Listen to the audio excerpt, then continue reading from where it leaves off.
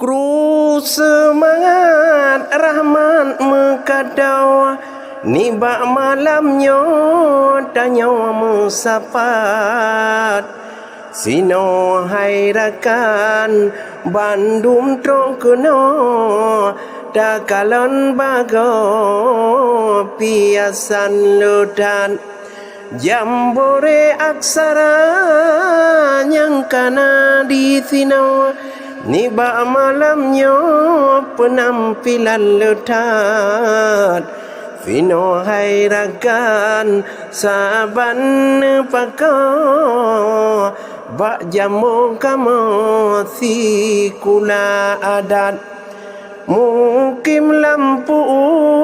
di longa hai ada penampilan seni malamnya nekalan letat. Na untukmu cae wahirakan ro nalika pulo nacid hikayan dan lam naen mungkin pidi sinau memacam bagawana kalam fiat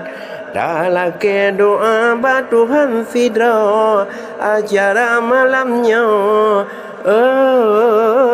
sukses bihadarat salim mulia penghormatan dari kamu rakan kudum cedara nibak malamnya penting hanaban wahai orang kan yang katruk teka ke Ibu Doktor Dora Amalia salam penghormatan Kepala Pusat Pengembangan dan Perlindungan Bahasa dan Sastra Badan Pengembangan dan Pembinaan Bahasa Cid Katro Sajan malamnya penghormatan badanya dumna Demaah duda ke Bapak Muhammad Irsan Gopnyan Kepala Hairakan Balai Bahasa di Provinsi Aceh Berehanaban dengan rombongan yang katrok teka ke Bapak Mukti Ketua Dewan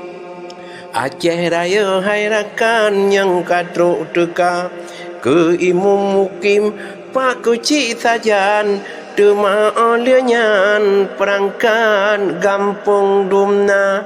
kepada urang-urang para undangan yang katrok rakan kena teka bak piasan seni jambore aksara yang katrok sajan kalon piasan membaga rupa kamu dari sengsam lakonya ulun tuan bersama komunitas tikar pandan wangi sedara melake ada kekurangan yang penting hairakan sukses acara.